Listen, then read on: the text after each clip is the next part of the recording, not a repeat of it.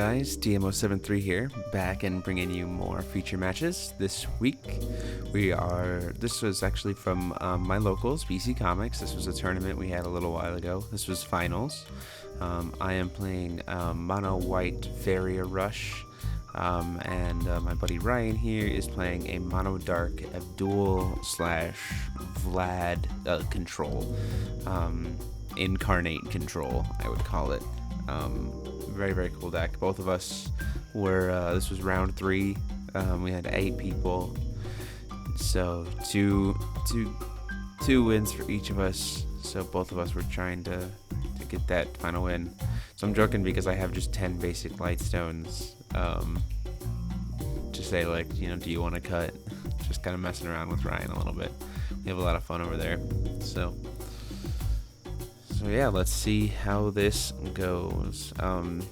Ryan showed me this list a while ago. I helped him make a few tweaks to it. Uses a lot of uses some new stuff, specifically from Vingolf. But it's all really good stuff. So let's go ahead and go for it. So I won the die roll, so I am going to be going first.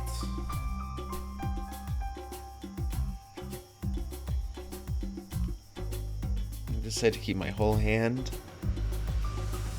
Ryan decides to mulligan 1.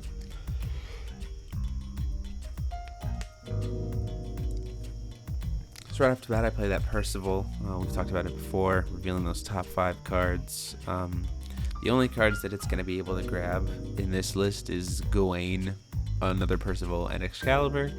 So I see that Excalibur off the top. And so I go ahead and grab it, and I rearrange the order of stuff that I'm going to put on the bottom. Turn on Excalibur, and then pass turn. Ryan's got that Abdul. It's a little bit of a glare, but he does have that Abdul up. Gets that black stone. Plays himself a Rasputin. Very, very powerful card for Incarnate control. So I play Gawain, a knight, which gives all my other knights of the round table plus 200. Then I discard an Excalibur to drop an Abe and tap his Rasputin, and swing in for an early 400 damage with Percival. Abe no Seimei is a very, very powerful card. If any of you guys have ever played Gaijudo, it's essentially Blighter Beetle. But if you haven't, it's just the ability to be able to, for one, put a creature on board and tap down one of your opponent's creatures is very, very powerful. Is that little red Pure Stone, Colin Black.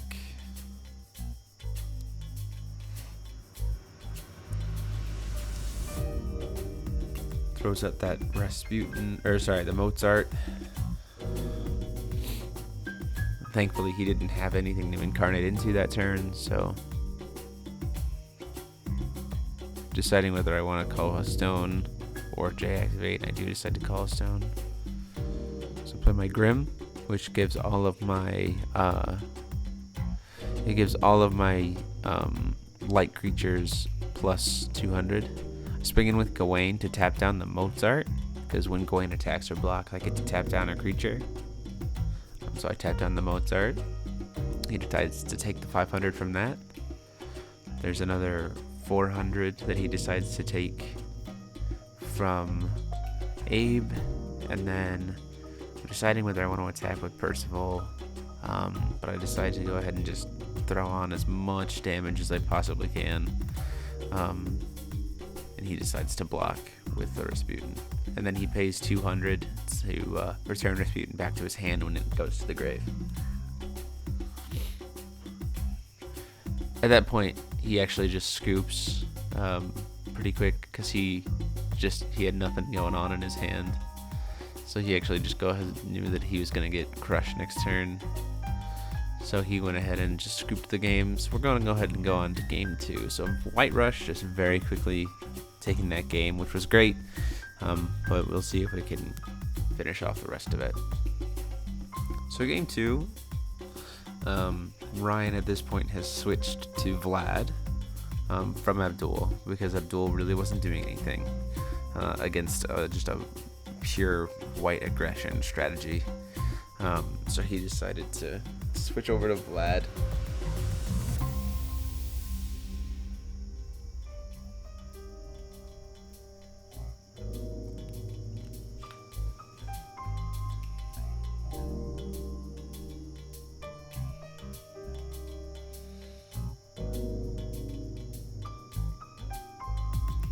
Hits that little red pure stone right off the top.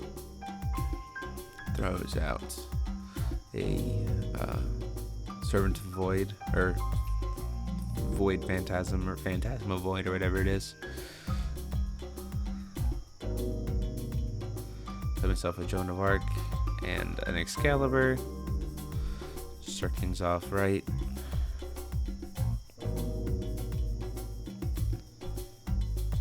Ryan decides to go for the Spiral of Despair rather than the Creature Presence, because he wants to make sure to kind of slow me down rather than put out more creatures, especially since I can tap stuff down. So I decided to discard a Tristan and an Abe, and then take 300 from that Void Phantasm.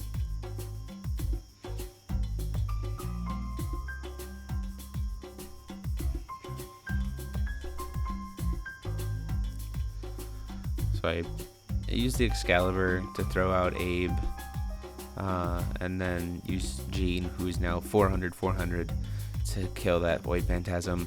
I didn't really need to drop Excalibur for Abe. I should have just held on to it, but I was worried about another Spiral of Despair, and I wanted to put another creature on board to slowly get Jean up to having that 5 creature presence. So I decided to just do it that way.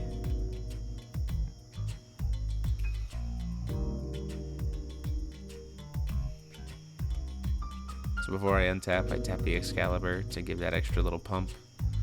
I go ahead and decide to flip over and deactivate into Faria.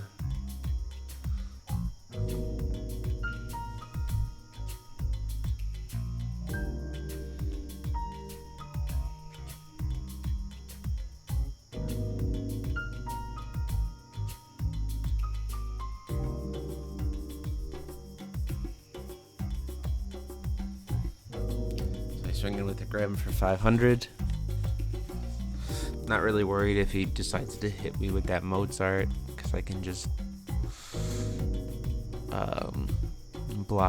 sacrifice one of my Abes, but he does decide to block with the Rasputin instead.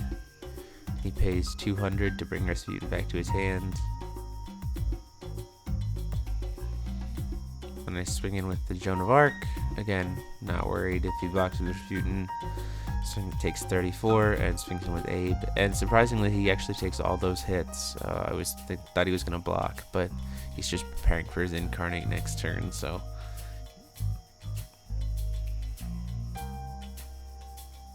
he plays Rasputin, plays a Mozart, and then he actually incarnates into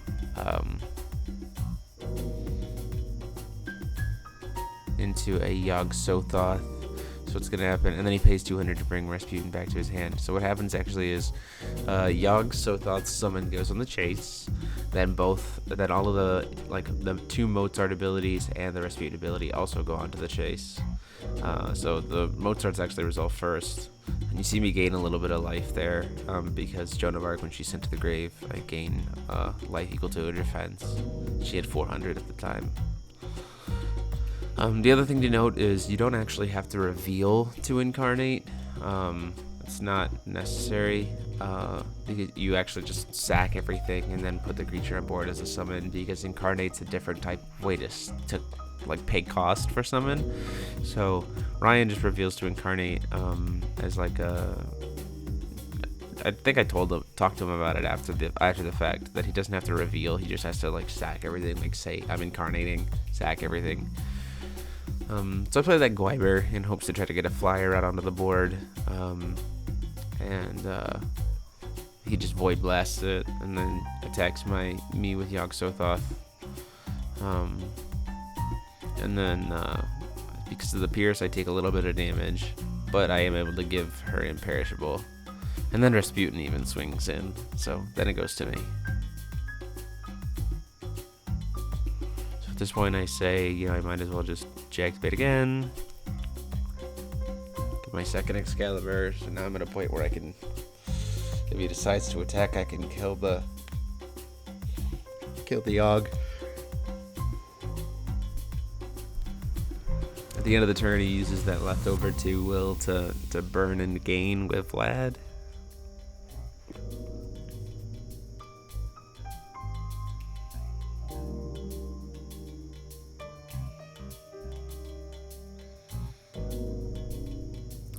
Swings at me for 15, which I decided to take all of.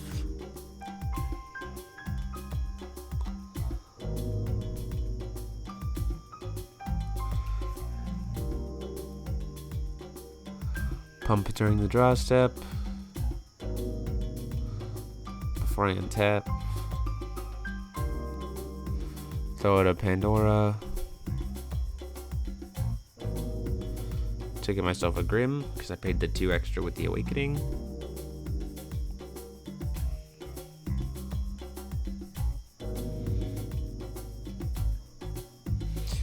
So I'm kind of staring down a countdown clock here, because he's got that Rasputin. I wish I had drawn into some kind of spot removal.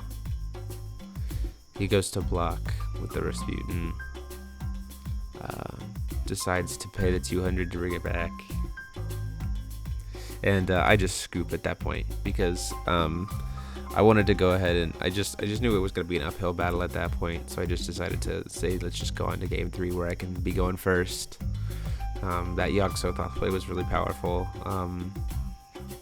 so I knew for this third game that I was going to need to actually keep hold of some of my creatures that weren't just 1 or 2 drops. I needed to hold on to some of my higher drops. You see me, I start to try to mulligan 2 Tristan there. I decide, no, wait, I need to hold on to 1 just in case that Yogg Sothoth comes out. So another Percival.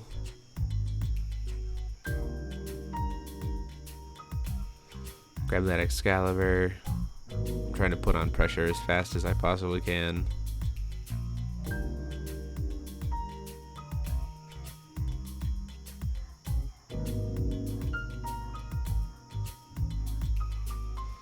Thinking what I want to do with whether I want to throw out another 1-drop right there or save my Excalibur so that I can put out Tristan next turn. That Phantasma Void. But then I just draw into that Grim, and so I decide, oh well, I'm just gonna play the progression hit. So I play Grim, discard an Excalibur, and throw out a Gene because I know there's no way for him to be able to incarnate into Yogg next turn. So I decided to, go ahead and play it safe. And put as many creatures out on board as possible. So there's an extra 400 damage through Percival right there.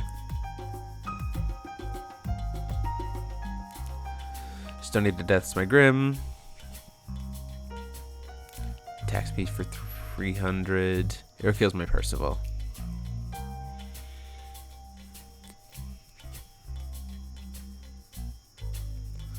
Now I decide to throw out another. Again, I'm trying to. I know I have the access to that Percival, or to that Tristan play, so I decided to use the Pandora to throw out another Grim, and keep his Incarnate. Try to keep his board clear. That's kind of my strategy right now, because if I can keep ahead of the curve and keep his board clear, then I can put myself in a much better position.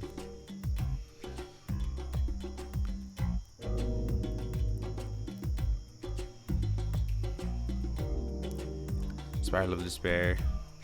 So there goes that Tristan, which is good. Was a very good call for him, because if I had managed to get that Pandora out next turn, he would have been taking almost like so much damage to the face it wouldn't have even mattered.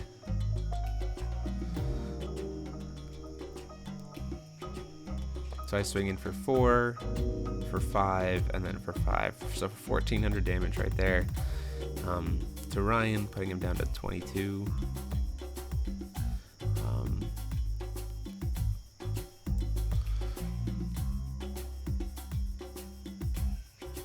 So I'm wondering what kind of play he's got here. He actually decides to pass. Then I draw into a March of Saints. So I actually know that I pump up Faria, tap again to play the March of Saints. It'll give all my Resonators plus 300, all my Light Resonators plus 300 attack. and first strike, and because I control the Saint, they'll be unblockable. He responds to that by casting Dark Pulse to kill all my 2-drops. So I gain the life from Gene. If he hadn't done that, that would have been game this turn, because of God's Art, and I could pay 2 for the God's Art, so it wouldn't even matter if he had dropped that 0 that he had in his hand. I literally would have just been able to rush him to death. So I decided, since I'm not going to be able to do the God's Art anyway, that I go ahead and just play the Gawain, pump up Faria one more time to do an extra 1400 damage. So I'm still able to do a lot of damage right there, putting me in a pretty good position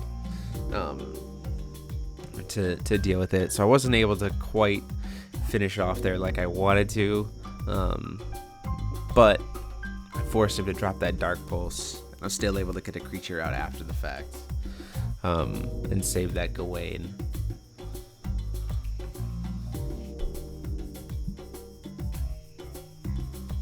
And now I'm literally in top deck mode, so any discard package kind of things are not as important for him anymore, because he's got that. So he drops a Cinderella. He's got that Nyarlathotep in hand, but I have no cards in my hand, so there's really no point to that.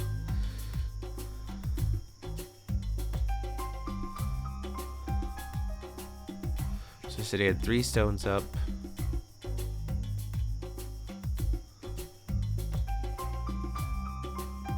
So here's where I could have done something different. I try to play a March of Saints again to try to buff up my Gawain,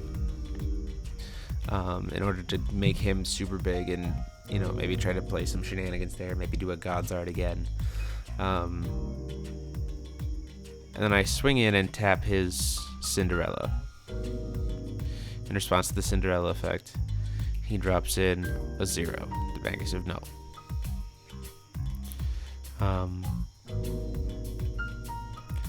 I still could have finished the game off here, because what I could have done is I could have still done God's Art this turn. If I had tapped, swung in with Faria, untapped, tapped it again, I still would have been able to play only 2 for Faria, God Art, and I could have ended the game right there, because I could have untapped Gawain and swung in again for another 400, and just ended the game. Again, this is the moment where, like, every single play that I do, I should have been paying more attention to using my God's Art and that Regalia, and the ways to try to make sure that extra little bit of damage goes through, because now I'm at a point where so like he's doing so much to have to kind of keep up, and there's that Yogg-Sothoth again. So again, I could have avoided the situation completely, but I always forget that Faria can untap Excalibur when she attacks. So I have to grab that Gawain. I decided to pay the 2 to put on the Gawain again. So Faria can do her God's Art, can untap her Regalia when she attacks. So I can make use of that to make her God's Art even cheaper. That's just something to keep in mind for those of you who think that this is exactly what I want to play in the future. So that's 2 times now I've let the game kind of slip through my hands just because I wasn't doing the right amount of math in my head, and I was forgetting about Faria's untap ability. Pump up, and in the untap, do it again. Again, this is another moment where if I didn't do anything, I would have had game. This is the 3rd time. So I played Tristan.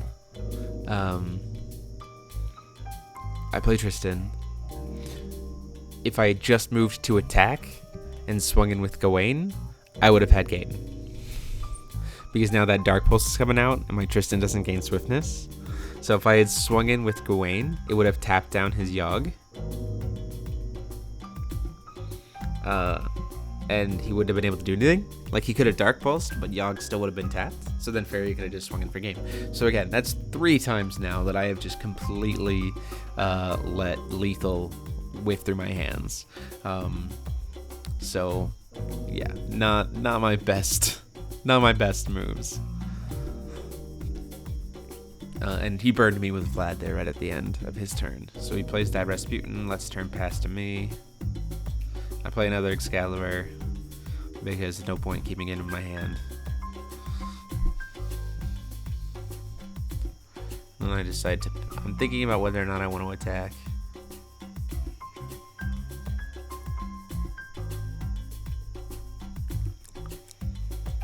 Again, this is another moment where I could have had game.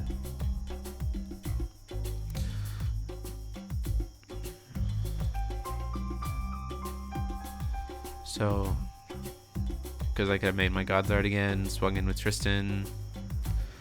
I could have... This is a time where I could have had game, but there wasn't a guarantee.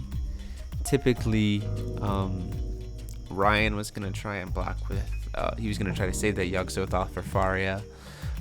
So again, with God's Art, I could have swung in with Tristan. He probably would have blocked with the Rasputin.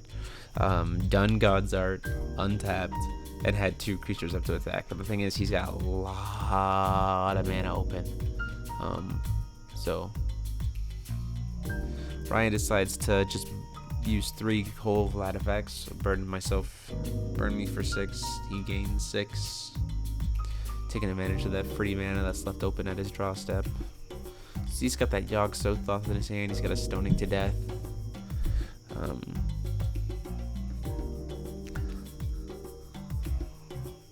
I have 0 cards.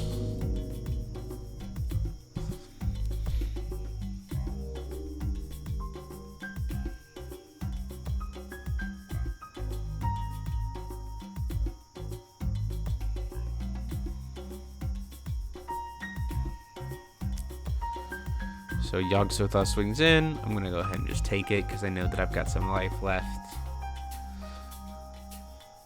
at this point. And then this is the interesting thing. He taps 8 and hard casts a Yog-Sothoth and sacks his Rasputin because he wants to try to put out another huge thing to deal with Faria next turn, and he's going to leave that Little Red the Pure Stone up. But then he doesn't grab Rasputin back. He doesn't pay the 2. So then in my draw step, I do my Faria taps. And I'm thinking about it, and I'm realizing that I have game at this point, regardless of what is on field, because of the fact that Ryan has not grabbed that Rasputin. So I swing in with 600 with Faria. He lets that go through, pay 2 to do the God's Art, and untap Tristan. He only has 1 blocker. He's got no mana up. So that's going to be the game. So I managed to close it out there thanks to God's Art. It was a great match. The Incarnate engine with Rasputin and Mozart was very, very powerful. So even though I let lethal slip through my hands a little bit more often than I wanted to, this was a really, really good match, and I was able to close it out. So one thing to just keep in mind, guys, is just make sure to swing in with Gawain's first before you do anything else. So go ahead and let me know what you guys thought of the decks. Deck list will be up later this week, so like, comment, and subscribe. And until next time, guys, this is DMO73, signing off.